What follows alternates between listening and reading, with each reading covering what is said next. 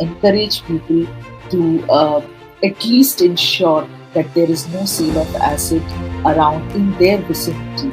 And that's how, one by one, drop by drop, we'll be able to stop these kind of acid attacks.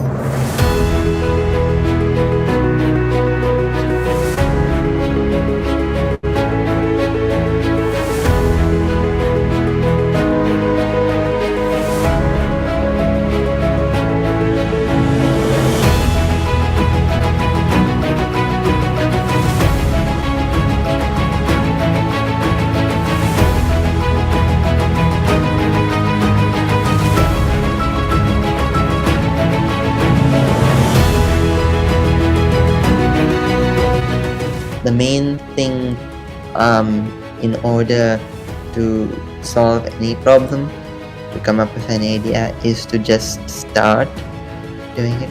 Don't wait for later and say tomorrow, but try doing it now.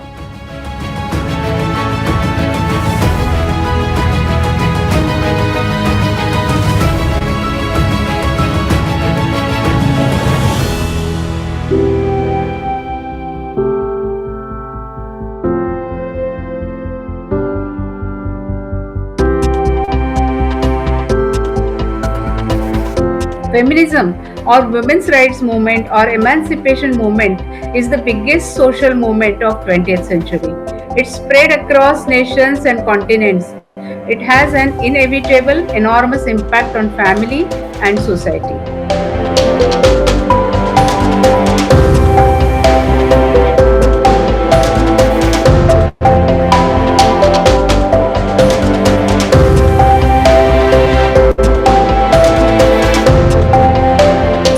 Called for Ministry of Education, governments, UNESCO, technological companies, because education and identity are both undeniable human rights that needs to be turned into a resilient system for all.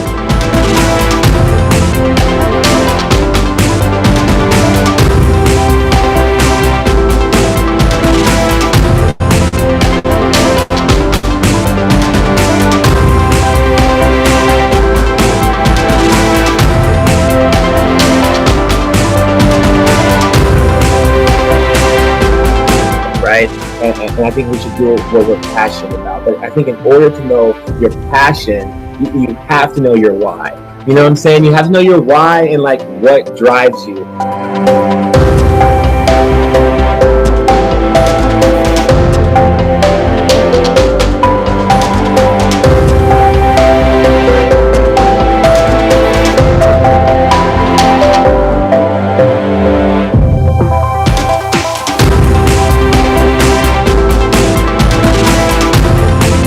It's very important, like every company should have recognized that it's very important to invest in health, especially employees' health will benefit.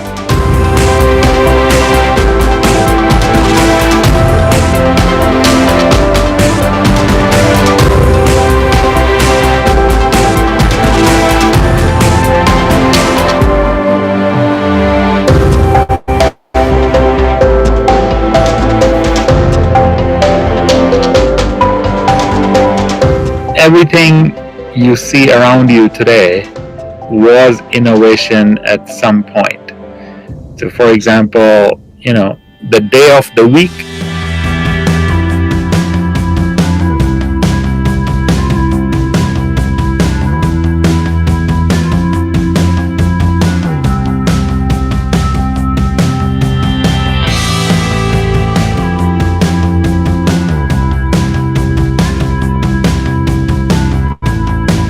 spectrum, you could have knowing without learning. And mind you, think about it, that too is looking things up.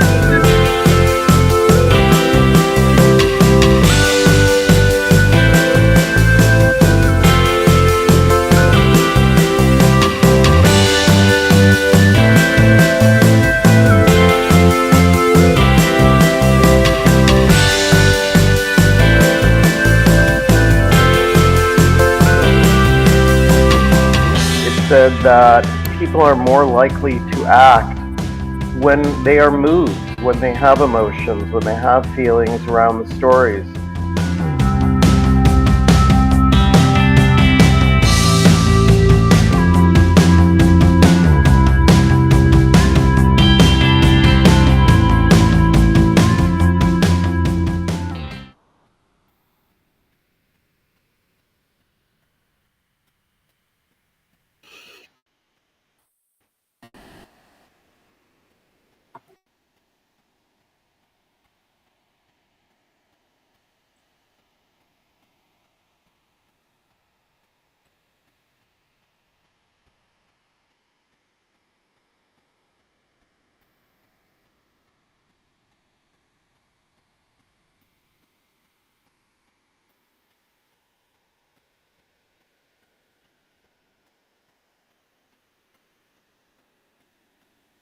by sustainability, she bridges gaps in fashion through education, technology, and partnerships. Aiming for global impact, recognized by achievements, we welcome you to share your thoughts. Over to you, Adriana.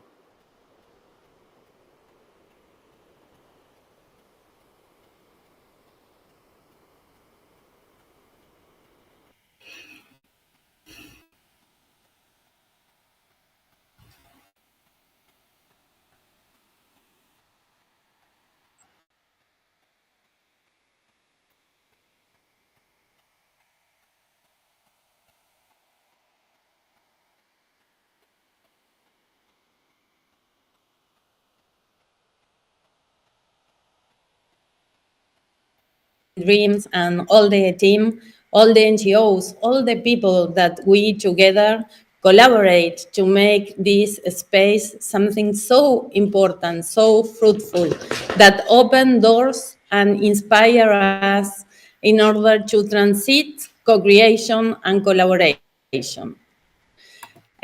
We are having so many problems, as we already know, but at the same time, there is a new force. There is another awareness that is awakening, and we could notice all this week, minute by minute, how people around the world are connecting deeper of who we are, for what we are. We have to rethink our role in this earth. We are just guests, we are not hosts, and we have a limit of time. So important to use that time in order to understand who we are, for what we are, and deserve this to life. We at Hecho por Nosotros and Animana work around fashion, the new fashion, the creative economy. Here we are at the G20 Changemakers20 in India. That culture, so beautiful, all that artisans, handmakers that gives beauty and gives life to our society, to their families, to their communities. We have so much knowledge developed around the world. How we bring this knowledge to the grassroots, how we interchange, how we let their wisdom, their good practices, their circularity to be part of the system of a fruitful collaboration and co-creation process. This is our work of every day, and if we think fashion so important, is one of the biggest industry around the world, and we are all part. We are the main actors every day, selecting, choosing how we dress. Such a platform to convert our world to be part of this systemic change. And I would love to bring a poetry from Goethe that tells us, behold, with great humbleness, the masterpiece of the everlasting weaver, how she brings to life 1,000 strings with only one footfall, while shuttles are fired all around and strings flow until they meet. And a single strike seals 1,000 connections. She has not begged for this. She has been scheming it since the dawn of times, so that the everlasting great master can warp the plot with ease. And this wisdom that is embodied is part of the way we need to do. How to bring humility and understand the powerful of collaboration. This masterpiece that is already there, but that we are denying with the way of living. I'm so grateful, and here ready in order to be part of any co-creation, collaboration in order to go for this systemic change. And the importance now is to embody real solutions, real firms that are totally committed with all the value chain, how we bring technology in order to really integrate the value chains, to live the grassroots, in order to give their own narratives, their own poetry to our world. Thank you so much for this opportunity.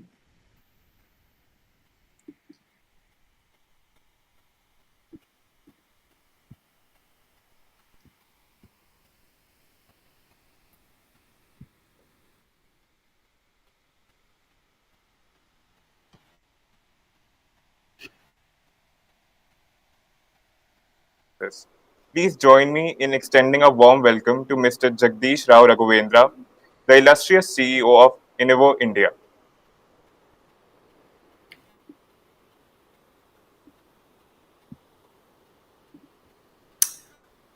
Hi. Uh, Good morning, good day, good afternoon, or good evening, or good night, wherever you are. Am I audible? I hope so. Thank you. I had the privilege of chairing, curating, and moderating a couple of sessions. And therefore, thank you to the G20 India presidency, the Changemaker20 Summit, and Connecting Dream Foundation for inviting me to do so. And hats off to you all, the organizers, pulling off a virtual conference with more than 300 events, which comprised a range of topics that focused on almost every stream of sustainable development goals. And the brilliant thing, given the time, I was only able to attend a few, everyone focused on a can do, will do, make it happen culture. I had the privilege of chairing, curating, and moderating two sessions, two streams. One was climate action and environmental sustainability, which was SDG 13. And the second one was circular economy and waste reduction, which is SDG 12. Despite the holiday season across the globe and despite a 13 time zones, I was very privileged that the panelists, which included CEOs and COOs of very large corporates, chose to attend.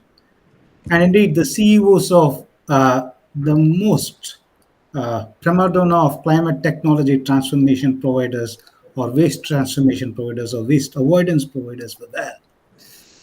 They attended because they were change makers who wanted to give back by sharing their learning to the future change makers to inspire them and help them to become one, as well as to learn in the process. I hope the audience had a similar learning opportunity as much as I did. Astoundingly, a leading cement company from India has become the lowest emitter in the world, despite only being a $1.5 billion organization with pioneering actions in renewable energy, waste heat recovery, 14x water positive. They did not wait for legislation or COP26 or 2030 targets and what have you, even though 2030 targets were not realistic. And then I had the privilege of learning from a very leading petrochemical company which recycles all or most of the polymers. They even convert their emissions into biomethane so that they generate biofuels because energy transition is not going to be an overnight activity and one size does not fit all. Another amazing learning was a polymer plastics making organization headquartered in Thailand but of Indian origins again has reached recycling levels of 72% and continue to do more. And they're not just doing it on their own from their own company's resources. They're also engaging suppliers to get their wastewater reduction done and also looking to get their emissions reduction done. So the lesson being learned is by working together and having the spirit of can do, will do, make it happen, we can thrive and leave the environment in a better with a better whatever you call it than what we inherited it with. Another agricultural chemical company has reduced its waste by 57% in just 3 years, despite COVID. They have reduced their water consumption by more than 40%. One of the other learnings was we talk about climate action and environmental sustainability. And it's going not, as I already said, it's not going to be one size fits all. And that's the same learning that we had during this panel discussion. Hydrogen is one way, but you cannot produce it all in one shot. And there are organizations which can help to retrofit because not every organization down the street is able to go and buy a new truck or a new car, or as individuals buy new vehicles either. So you can go for retrofit. There are emissions conversion companies who can convert emissions, CO2 emissions, which are considered hard to abate, into animal feed, fish feed, and biofuels. We talk about environmental sustainability, rainforests being cut down. A lot of rainforests are being cut down for soy production, and there is this company which can help use the emissions from the cement, steel, and mining companies, and even coal power companies, and convert it. Clean the planet and feed the world. And there are companies which are converting waste to energy, waste to biofuels, and these will help developing countries to reduce their import bills. But most importantly, while we all complain about fossil fuel based energy companies, we cannot just get rid of it. And if we do that, the communities and towns around those existing fossil fuel power plants will fail. And you're going to have hundreds of thousands of people unemployed and out in poverty. So there is a hybrid transition route, and there is a company which has helped a lot of coal power plants to convert their existing towns and communities' waste into biopellets and help those coal power plants thrive. And we heard another provider who can convert waste into graphite and graphene. We all talk about electric vehicles. With the electric vehicles, we use lithium for the batteries.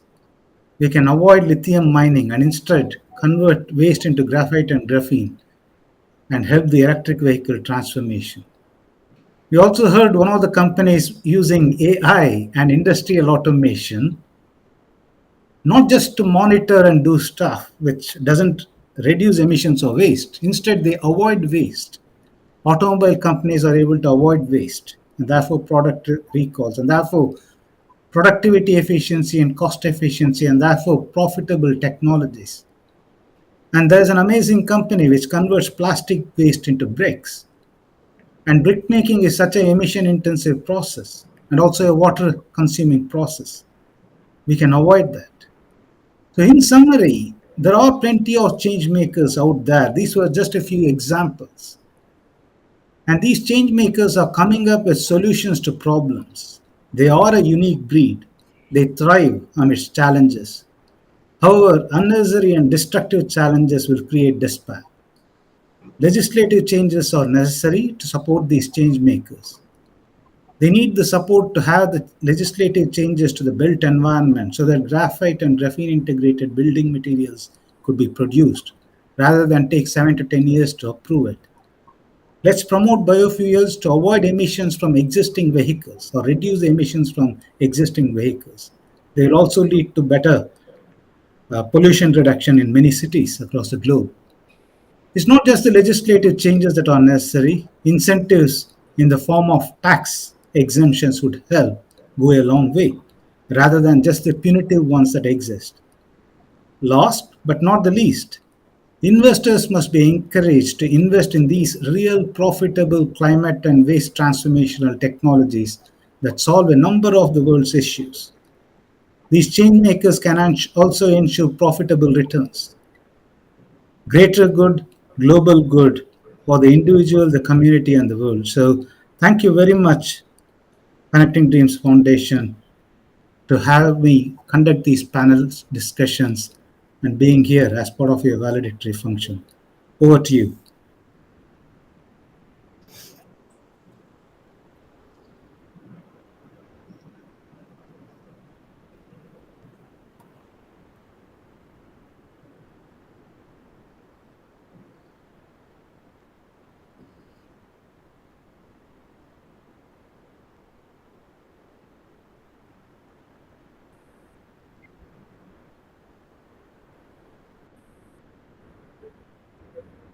development expert with more than 42 years of experience, having worked with NABARD, Government of Rajasthan, Government of India, UNDP, to present the draft policy issues derived from the CH20 discussions. Over to you, Dr. Rakesh.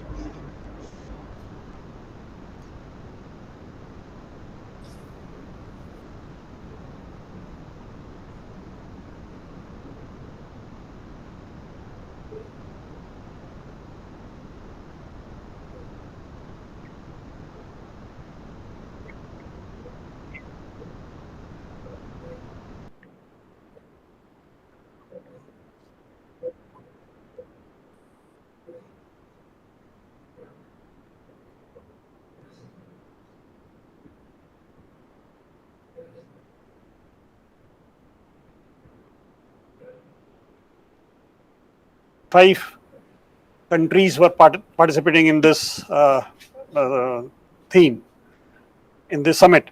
There were 10 themes, and we have come out with a beautiful collection of the data. One of the objectives of this summit was not only to interact and learn and share each other's experience and know what are the new innovations taking place across the globe, but also to document what are the possible policy advocacy issues which we can capture from India and abroad, so that the collective dream of G20 and SDG are achieved. So a team, which I call it a special 15 team, was in addition to the present team of Connecting Dreams Foundation was working on this behind the screen. And I'd like to thank them and take their names first. They are Utkarsha Bansal, Sakshi Thakur, Shivans Raj, Ekmrit Kaur, Dipali Agarwal, Tanya Vardhan, Sanya Chaudhary, Simran, Karishma, Ashi, Manishka, Gurgani, Himani, Medha, and Nitin. Yeah. These young volunteers coming from various schools and colleges have put together the various inputs which we got from many speakers. I would also like to say, yes, it has been a wonderful interaction where we did get a lot of inputs, and the objective being that at the end of the seminar or the summit, we'll try to come out with a document which can be shared with the concerned stakeholders, including the government and the planners, not only of India, but other countries also, and the UN system, so that what is prevailing at the ground today is shared with the concerned authorities. So let me share with you some of the findings. I'll not say that it is a comprehensive and all the issues have been put together at one place, but some of the important findings or issues which have crept up in the last 5 days, which will be attracting our attention to work upon. I have graded them into certain themes. The first being the technology. Technology, we got a very interesting input, sirs. It is imperative to create inclusive digital experiences that accommodate people with various impairments. This not only opens up the opportunities for people with disabilities, but also drives innovations, expands markets, and enhances the overall user experience to everyone. The other critical input we got was technology should enable everyone has access to the entitlements. What I believe is, yes, once the entitlements reach the target group, be in the sense of livelihoods or financial, legal, or environmental, a lot of things can be achieved. The next theme which I would like to talk about is on quality education. Here we got a very interesting inputs in the form of there is a need to provide a socio-emotional learning to the students as well as the teachers. This will help the students regulate stress and anxiety, as the stress is the second most common reason for the death of the people in the age group of 15 to 30. In education only, we also got an input that there should be a system of automated assessment which can be put into place by the teachers, and so that after that analysis, the teachers can do some SWOT analysis and better focus to the students to grow can be given. There was a lot of emphasis, and which is very critical today in the present context, that there is a need to give thrust to vocational skills and entrepreneurship promotion, because jobs being in limited availability, entrepreneurship is what we need to support and grow.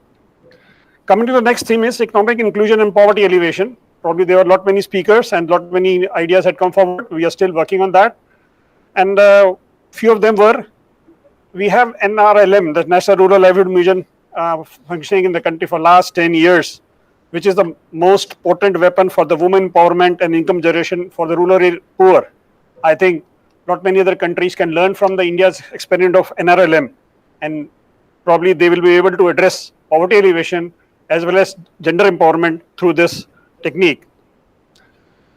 India has given a significant boost to financial inclusion through the successful trinity of Aadhaar card, technology, and Jan Dhan Yojana.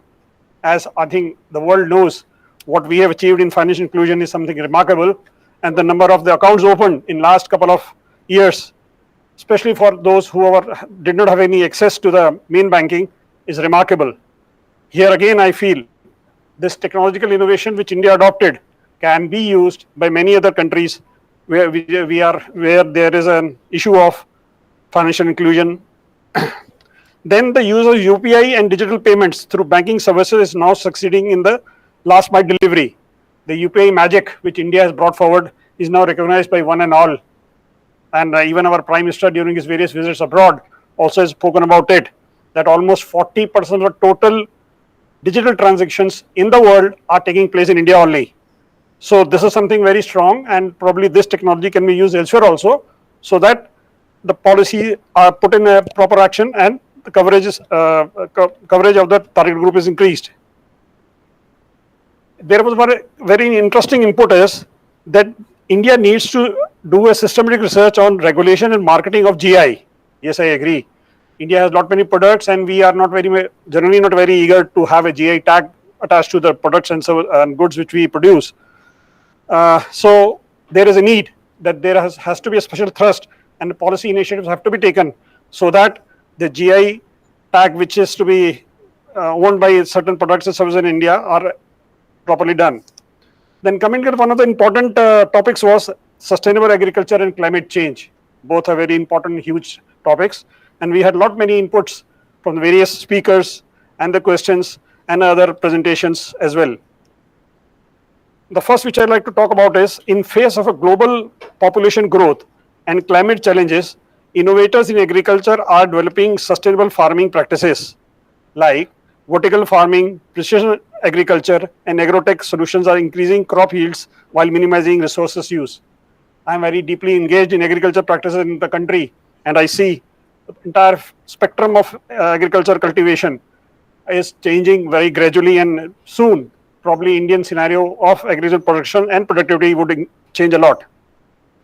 There is also a suggestion that NABARD, that is National Bank for Agriculture and Rural Development, which is the apex institution for agriculture and rural development in India and caters to the policy making and refinance and many other activities, it should be playing more proactive role at the ground, and it should have more partners. It should be more involved with the community-based organizations, so that the expectations of the various funds which it has and other targets which the government of India delineates to NABARD are easily achieved. Then there was one interesting feedback from Ghana which said, role of microbes and fungi in soil management. Different local solutions like fungus-based solutions of Andres Morales Centro Farming in Ghana are something which we all can learn from. Organic farming is the call of the day, as you all know, with the climate issues and other things, and health coming also into a concern. Organic farming is what is being called for. There are many examples in India, but the example which we saw for Patanjali, where they have reached not less than 70,000 farmers, is something what we should all learn and try to emulate. I have also been given to understand that Government of India is soon going to launch mission on natural farming. So that itself indicates that how important this topic is going to be in near future. Probably we all on inputs from this seminar can go to the government. So how can this mission be made more practical, proactive and operational? One of the inputs which we got was on the farm ponds. Yes, what we believe is water is going to be one of the very serious issues in years to come, and existence of the mankind is going to be very challenged by the shortcome of the water. And farm ponds in various techniques and various dimensions have proved to be a very good alternative to the rain-fed agriculture farming. Yes, that should be given a due thrust, and promotion is what the policymakers should look into. And one of the interesting inputs which came after a lot of discussion was, I read it out, climate action is not just an environmental concern, it's a social, economic, and humanitarian imperative. So we all cannot put aside climate change. We have to seriously work upon it, and lot many more discussions and deliberations have to take place so that the challenge which is before us is duly addressed. One input which came was, today rulers youth is not interested in farming. Rather, in fact, in India, the fragmentation of the land holding is one of the great challenges. How do we address that? Long time back, when Dr. APJ Abdul Kalam was the president, and the scheme was launched by the name of Pura, P-U-R-A. But yes, we need to again rethink about that, so that the rural youth are retained in the rural areas, they have viable agriculture options with them, and their needs are adequately addressed. Innovators are developing more effective solar panels, wind turbines, and energy storage solutions, shifting us away from the fossil fuels and reducing our carbon footprints. These initiatives need to be encouraged. So we need to have such policies and such schemes where such products are given a due thrust. Coming to the health theme of the seminar, summit, the convergence of the health issues with the SDGs, where SDGs have very clearly indicated how important is health and what are the various targets which are to be achieved, that should be dovetailed with the legislations and the policy. Probably more research has to go into it, that how can the SDG targets be achieved. We have indicators from the Niti Aayog, but probably more research has to go into it so that we come out with the tangible solutions. It was also discussed in one of the sessions that advances in genomics, personalized medicine, and telehealth are improving the patient care and expanding access to the medical services. Yes, India badly needs such innovations. We need to come out with a more detailed policies in consultation with the experts, so that this summit comes out with a precise recommendation that how health management, health attention could be given due emphasis. Then one another interesting input which came was use of technology in neuro rehabilitation, virtual reality based therapy, activity monitors, gaze based rehabilitation, body weight and supported treadmill training, EMG biofeedback, mechanical hypotherapy are something which is coming up very cogently in our new technologies. I believe these technologies should also percolate to the ground, and they should also be accessible to our semi-urban and rural masses. So these are some of the findings which we have just been able to cull out. Over a period of time, we'll be sitting together, putting our heads again together and see what are the real policies which can really impact and achieve the goals which have been set out by the G20 as well as SDG. We have a lot of work to do, and I hope the vibrant team which we are working with will be able to come out with something which is very useful for not only India, but for all the other countries with whom we could participate in this summit. Thank you.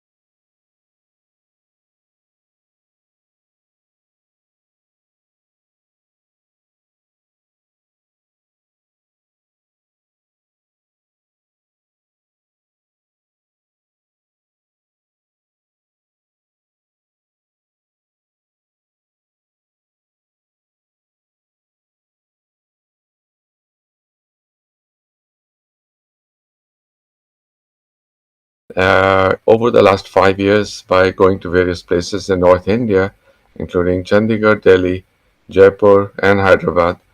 And we have trained EEG technologists to uh, learn the same method used in the US and certified to US standards. And some of them have already passed the boards. So with that being one area of expertise being available, we hope there will be brain gain and we will reverse the brain drain. We also hope to do the same in migraine because there is a huge burden of migraine throughout the world, especially in the global south. There are no headache specialists that are significantly available in numbers in this area, and so we're going to start a headache program with my colleague Sheena Arora from Stanford and other members from the East Coast, which is Dr. Richard Lipton, uh, Mark Green, and others who will provide the same level of migraine and headache education that we provide here in the US. And we will also do the same for depression. We already have one team member, Dr. Sanjeev Jain, who has given a talk on suicide prevention from NIMHANS, joining us. With that, we hope to build a system which is AI powered, that is artificial intelligence powered, and which will allow us to do remote monitoring of the patients who have depression, chronic pain, migraine, and epilepsy. We've already deployed a system in the US, which has just come out a month ago, and we have 3 units out of 30 made in the world to record EEG at the patient's home. So you don't have to go to the hospital to get all your testing done. We will do it in your home. And we will bring this next year to India. So with that, we'll leave the rest for the next Changemakers Summit. And I want to thank you all for listening. If you'd like to stay updated, just go to our website, which is surineuro.com, and stay in touch. Thank you all.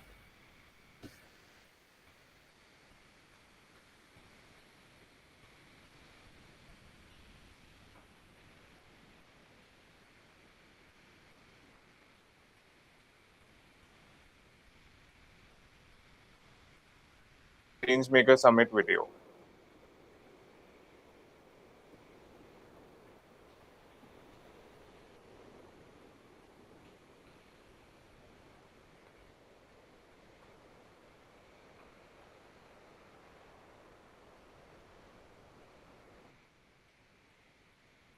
Those who dare to envision a brighter future. Those who refuse to accept the status quo and instead strive to create. They are the change makers. And their voices hold immense power. Therefore, it is our collective responsibility to ensure they are heard. Under the aegis of C20 and Y20, under India's G20 presidency, Connecting Dreams Foundation is proud to present the Changemaker20 Summit, a transformative 5-day virtual event from August 15th to August 20th.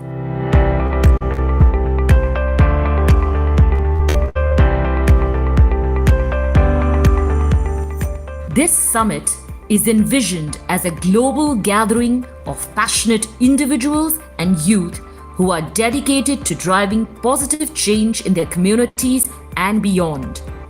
Through the Changemaker20 Summit, we amplify the voices of these extraordinary individuals and provide a platform where their ideas, perspectives, and innovative solutions can be shared with the world. We believe that by giving them a stage, we ignite a global movement for change.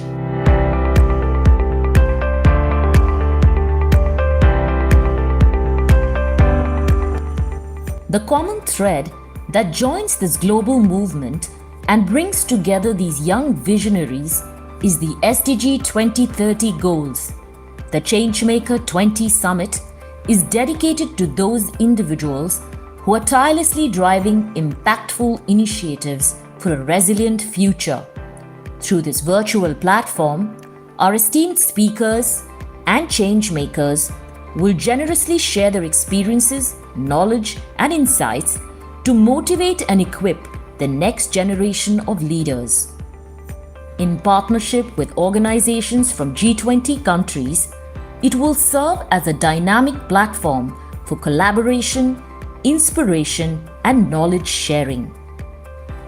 Centered around 10 thematic areas, the summit will feature a diverse range of engaging sessions, interactive workshops, inspiring keynote speeches, and thought-provoking panel discussions. The Changemaker20 Summit will serve as the catalyst to think bigger, act bolder, and embrace our role as change agents. And let's not forget, networking lies at the heart of the summit. It is a space where like-minded individuals connect, forge partnerships, and leverage each other's expertise and resources. In these moments of connection, new alliances are formed, sparking collaborations that have the potential to create lasting and profound change. Join us at the Changemaker20 Summit and let your voice be heard, loud and clear.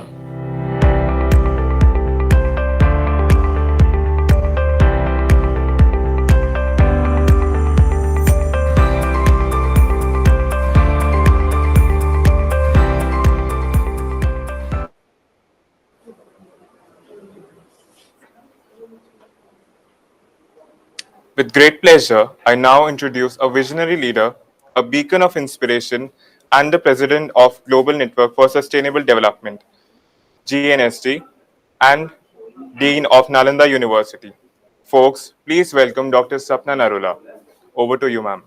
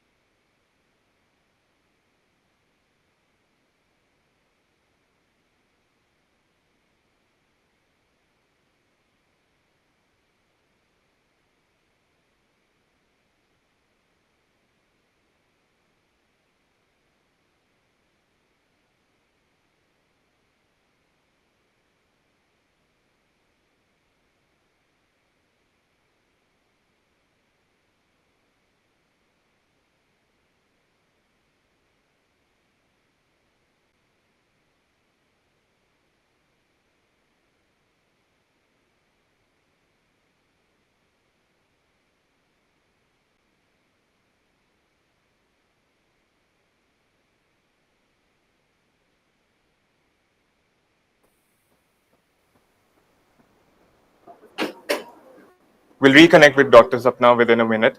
Um, we welcome Sri, we welcome Sridhar, the product manager of Zoho, CH20's platform partner, to share a few words of wisdom.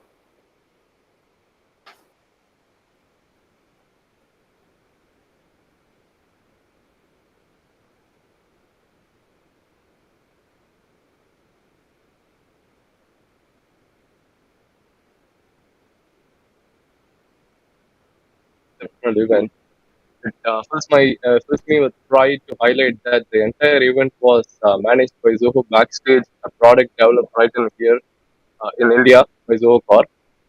Uh, we started this product during the pandemic, and this has enabled a lot of organizers to host very engaging virtual events.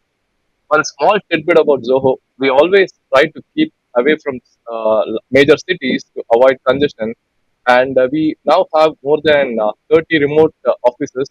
And I'm glad to say that I myself work from remote office in a village called Tenkasi, which is close to Western Ghats. The past few days has shown us the incredible potential of virtual gatherings, and A lot of great knowledge has been shared. Uh, I myself, having come from event industry, I know it's not easy to manage close to 300 sessions in the last 6 days. I want to express my gratitude and wishes to the organizers for their outstanding work in bringing us together. Thank you all for being part of this remarkable event, and congratulations and my wishes to the events team. I look forward to such wonderful events. And by the way, this is not our first G20 event. This is more like our third G20 event hosted using Backstage. So we're really happy that uh, uh, many of these events are being hosted using a product built right in India. Thanks again.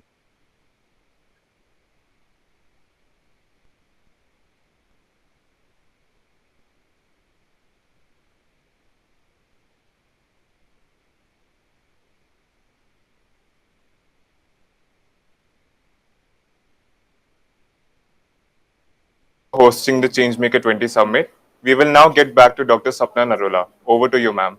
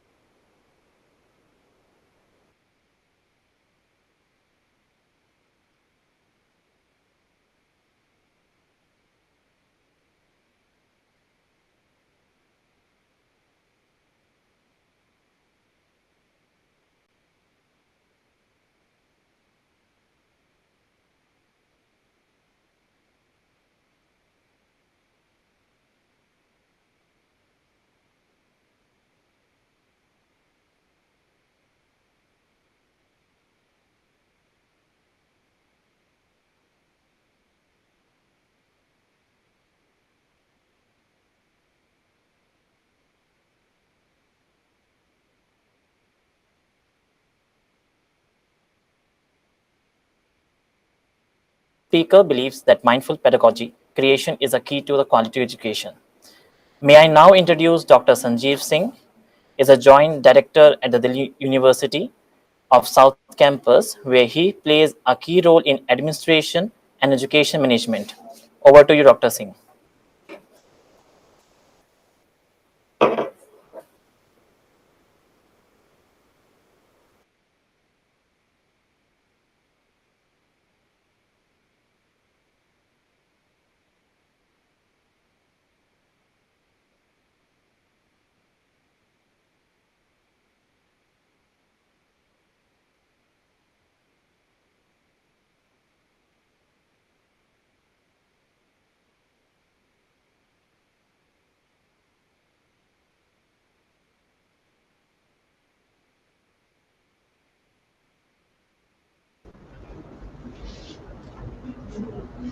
Hi everyone. So I must say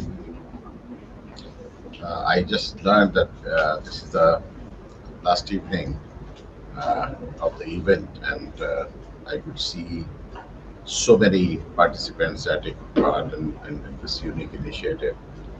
And I come from a different background. I'm from a university where I see, and I'm fortunate to see every year the fresh young minds coming to join the classes with their different aspirations, different dreams, and different objectives. So it is so important for us to meet their expectations and how they can put together their thoughts and put together their work and create certain innovations. Uh, so I'm really excited to be the part of this journey of connecting dreams foundation. We have started this Changemaker20, and what we see and what we are expecting out of this event is to see the new leaders coming out of this engagement worldwide, and how these young minds are converting the ideas into reality is a truly a delight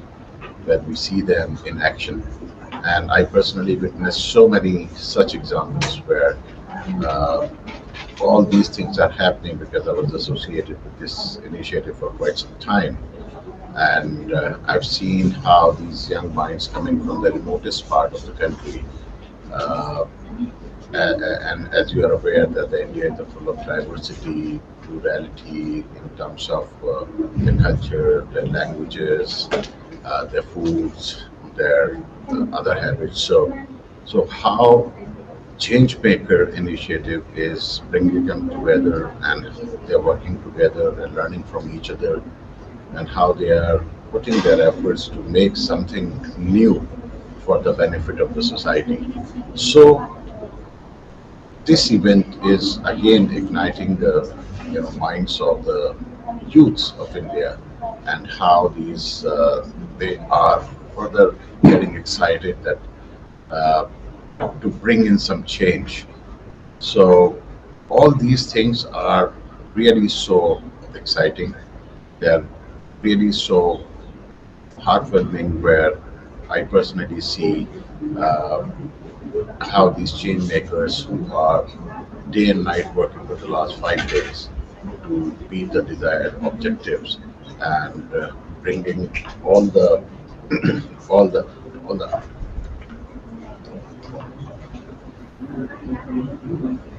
in the right. So I was hearing some of the speakers, my fellow colleagues from US and other part of the country and the globe, and how they are, you know, uh, putting all the resources together to bring in some change, and to provide benefit to the society at large.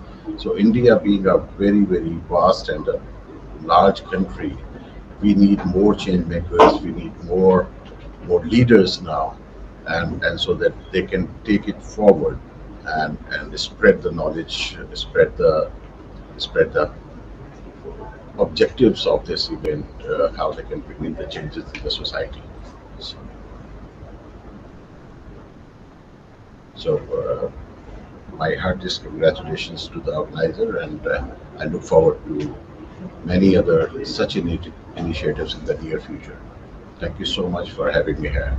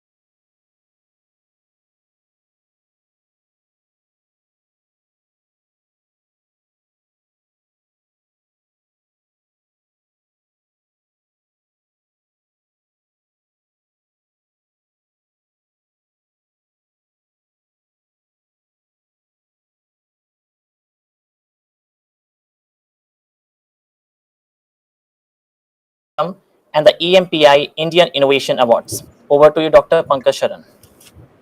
Thank you so much. Good evening again, and namaskar to everybody from India. And it's been tremendous, I think, for the last 122 hours. I guess it's 122 hours. We've been at it nonstop. And I remember this was not some time back that I had Professor Sanjeev Singh, a dear friend of mine, the joint director of the University of Delhi, and he gave me a call and he said, "You've got to meet Amit Tuteja and his team." And I said, "Sure." And I think pronto they were here the next day, and I met them. And I think within 5 minutes, I decided. I said, "Whether anybody is with you or not, I'm with you." And of course, they had kind of done a lot of work in garnering a lot of organizations, put together this tremendous program. And I hope after this he applies for a Guinness Book of World Record, because this is perhaps, at least I'm aware of, the largest online conference done. And he told me today with almost 135 countries. So I think we are kind of becoming a micro United Nations in the making. And I was tremendously impressed with the commitment of the team, because this program ran night and day, covering all the time zones across the world, and 24/7, and the kind of dedication which we saw from the youth, absolutely selfless dedication to the larger causes spelled out by the United Nations, especially in Sustainable Development Goals, gives one tremendous hope that I think all is not lost. And the 21st century, of course, there are a lot of existential threats, I think, which as a planet we face. Perhaps number one is, of course, climate change, but we have generative AI. We have, I think, gene editing, which is coming in a big way. So there's this dramatic change, I think, which is going to hit all of us in the next 5 to 10 years. And perhaps this change is going to be much more than all the combined change in the last 5,000 years. Now, unfortunately, a lot of this change is again being driven by the global north, as they say. And it should not lead to, again, a different kind of knowledge apartheid, and where the no-nots have everything, have knowledge capital, which gives them access to financial capital, which gives them access to institutional capital and impact. But Global South should also come up with mechanisms, should come up with structures, should come up with institutions to take on the capitalistic machine which is driving the Global North, mostly driving the Global North. And that machine is in fact configured, and I can dare say it's configured and founded on the presumption of pure profitability. But again, I think encouraging signs that companies have started looking across the world, that we don't just have to look at sustainability as just another department, but integrate it into our main business process. But I think a long way has to be traversed where they will integrate it in their entire thinking process and also in the entire financial process and business models as to how they're going to literally make profits and literally flow back profits to the environment. Because I think the time is not too far. The clock is ticking and ticking very fast. And I personally feel that 20th century political systems and structures which kind of evolved post Second World War II need a drastic and dramatic change. And they are unable to cope with these new technological developments which have been unleashed on all of us. And whether we like it or not, it's impacting all of us. I mean, the global north can't just get away with the fact that, hey, it's your problem now. I mean, you're the one who's kind of following the conventional path. I think we are following the conventional path. I think we can speak for India and a lot of developing countries that we're following the path because, of course, laid out by you. So we have to kind of simultaneous to new business processes and structures also look at how we can get across to leapfrogging technologies. I think India is showing a tremendous way, and the leadership of our Honorable Prime Minister Modi ji is kind of fashioning a lot of far-sighted initiatives, whether it's electric mobility, whether it's green hydrogen. A lot of money is being put in by the government. It's not just hearsay, but they're putting a lot of policy instruments in place for businesses to access and develop. And I think yesterday the Prime Minister made a very interesting observation where he said that India is perhaps the most plural country on the planet. And anything which can work in India can work anywhere in the world. The other thing I think he mentioned is that India is a unique laboratory of change. And if we can change something in India, we can change it perhaps in any other part of the world. And applies especially all the more to the global south and especially countries below the equator. And I see a tremendous amount of participation from South America, where, of course, the torch of the G20 goes to Brazil. And I think Brazil is perhaps, again, a very fast-growing economy like India, doing extremely well. And perhaps would take the leadership for how we can bring about more focused change in the global south. The other suggestion which I'd like to make to the Connecting Dream team, and of course all those who've been involved, is that let us not just look this as a one-off event, but the momentum has to carry through to a permanent structure. And I've been discussing this with Professor Sanjeev Singh and Amit, that let's give this a permanent shape. Of course, I think they'll be talking about it. And let's kind of carry this momentum forward. And momentum forward not only in terms of just giving policy advisory to government, but using, I think, the term line again, change maker, the young action-oriented change maker, and the impact they can make visibly on the ground. I think world over it's been shown, and I think again the power of technology, that something like social media, which can be used for chatting, but social media also plays a huge catalytic process for change. So I think moving on to those technologies and trying to see how we can create a sustainable platform, which will of course go beyond just a one-off event. So again, I'd like to thank everybody, all the participants who've been at it, all the organizers led by Amit and his team, Professor Sanjeev Singh, who brought me in touch with the wonderful work Amit and his team are doing. And of course, all of you for very patiently listening and contributing to this unique discourse. And again, once again, I'd like to ask Amit to contract the Guinness Book and tell them that perhaps we've pulled off one of the largest events in the world. Thank you very much.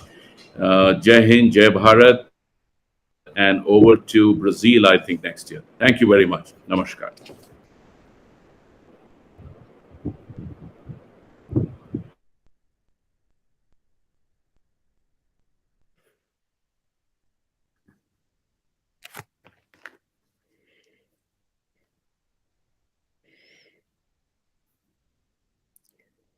Dr. Pankaj Sharan.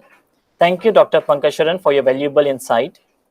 The objective of the summit was to forge connections that go beyond geographical boundaries and acknowledge the power of collaboration. The summit centered on venturing into uncharted territories, addressing global challenges, and coming together with a shared goal of promoting beneficial change.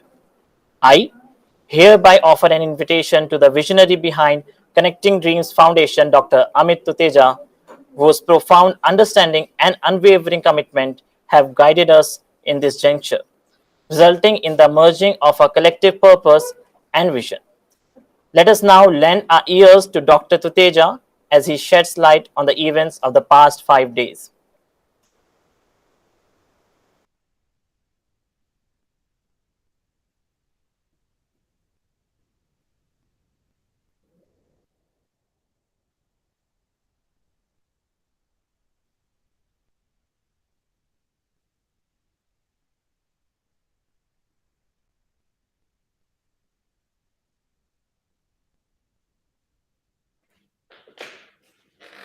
Good evening, wherever you are around the globe. Ladies and gentlemen, esteemed partners, distinguished guests, and fellow changemakers. Today, my heart is filled with gratitude and inspiration. Looking back at the Changemaker20 Summit journey, I'm deeply touched and amazed. Thank you for being with us today as we wrap up what has been an extraordinary event. I find myself taking a trip down the memory lane, remembering the spark that had lit the flame of the Changemaker20 Summit. It was a moment of immense pride when Connecting Dream Foundation was chosen as the national coordinator for the C20 engagement group during India's G20 presidency. It was during these initial stages that Dr. Vinay Sahasrabudhe, the president of Indian Council of Cultural Relations, who is also the patron to C20 and also mentor to CDF, offered us inspiration and guidance that we should organize a summit like this where all the change makers from G20 countries can come together. As we moved ahead, Youth 20 Engagement Group also joined the mission. Our humble aspiration was to bridge thoughts from 20 countries. But the world surprised us. The enthusiasm and eagerness to connect was so immense that we found ourselves uniting voices from the bustling streets of India to the expansive lands of Russia and even to the close-knit communities of Nuara, a 21 square kilometer island country in Oceania, which I've never heard of before. Our dream grew into a gathering of unity and inclusivity. In the last 5 days, over 700 speakers shared their stories and wisdom with us. But it wasn't just about the numbers. Every story, every voice was a piece of a beautiful global puzzle, showing us how much we can achieve when we can come together. Each speaker, with their unique experiences, reminded us that while our worlds might seem different, our hopes and dreams aren't. It's incredible to think that we had people joining us from 135 countries. That's 135 different parts of the world coming together under one theme, inspired by the G20 summit, Vasudev Kutumbakam, which simply means the world is one family. The summit portal was visited more than 70,000 times over last 5 days. And average time spent per visit was 24 minutes. Together, we spent over 10,200 hours listening, learning, and dreaming. We We talked about everything from protecting our planet to making sure everyone gets an equal chance in life. At the heart of this summit was the vibrant energy of the youth. It was a celebration of the unyielding spirit and endless dedication of young minds from every corner of our world. Their zeal, their passion, it's a testament to the fact that when the youth set their heart on something, no dream too big, no challenge insurmountable. During our conversations, one thing became clear. We can't solve the world's challenges on our own. Every one of us has a role to play. Every voice matters, and every hand can help in building our shared future. So today, I'm filled with hope and excitement as I share a big step forward. Introducing, hold on a second, everyone. Introducing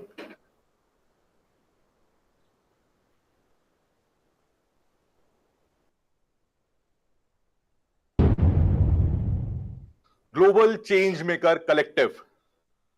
This isn't just a name. It's our promise to come together, unite our strengths, and make a real difference. We want to gather people, groups, and governments who believe, like us, that together we can create a world that's better for everyone. This collective is our shared space, a space filled with hope, where new ideas can grow, and most importantly, a space where our youth can find their voice and lead us forward. And this is just the beginning. Over the next few weeks, we'll be sharing more about our plans and how we can all get involved. We truly believe that together, as a collective, we can make dreams come true. Every step that we took was made confident by your trust in us. Think of it like this. We were trying to fly, and you were the wind that helped us soar. You stood by us, cheering us on, even when the path seemed uncertain. I would like to thank all our partners, with a special mention to Adriana Mariana, Jagdish Rao, Alexandra Clement, Okan Darson, Raf Tonjes, Mukhtar, Dr. Erwin Talk, Vadim, Mr. Madhav Suri, Uber Initiative, Opportunity Desk, United Nations Youth Leaders for SDGs, Ashoka Innovators for the Public, Office of the Secretary General's Envoy on Youth, USAID, Shri Uday Shankar ji and Rajat Thomas ji from Vishwa Yuva Kendra, who have supported us throughout the summit. I would like to thank Zoho Backstage, our online platform partners, who ensured smooth sailing throughout.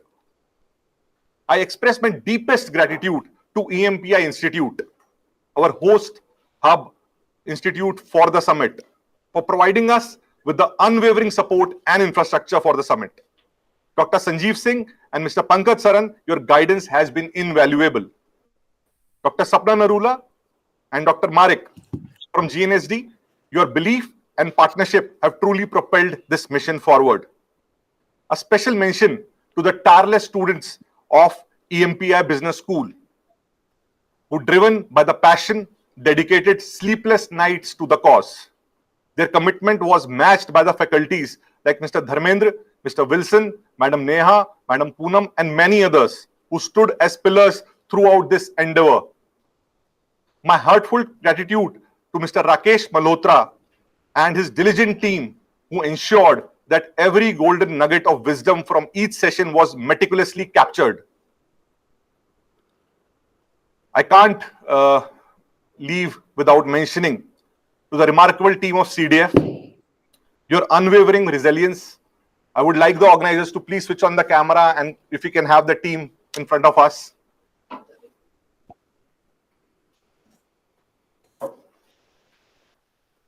Is it visible to everyone? Can you please pin the team, please? To the remarkable team at CDF, your unwavering resilience and wholehearted dedication stand us as shining examples of determination and perseverance. Time and again, you have shown that challenges are not roadblocks, but stepping stone to excellence. With every hurdle you faced, you emerged stronger, more focused, and more committed. It is through your tireless efforts that we have transformed obstacles into opportunities and dreams into reality. Above all, I would also like to thank every speaker, participant, and each individual who shared in this vision, believed in it, and made it their own. Thank you. Thank you very much. Your passion and dedication have been the lifeblood of this summit. As Mahatma Gandhi said, be the change that you wish to see in the world. And together, through our collective efforts, we have ignited a flame that will pave the way for the brighter future. Let this not be the end, but merely the beginning of a transformative journey. Thank you. And until we meet again, let us be the change. Let us reshape the world. Thank you and see you soon. Let's change the world together. Thank you very much, ladies and gentlemen.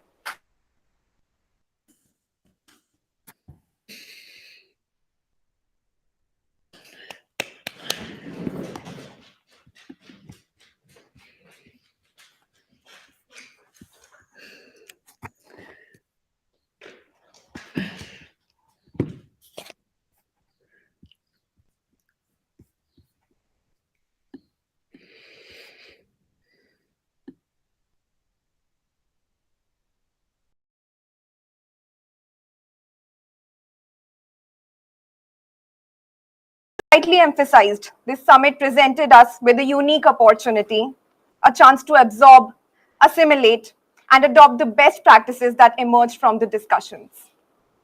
Let us now watch a video that has captured the behind the scenes of the Changemaker20 Summit.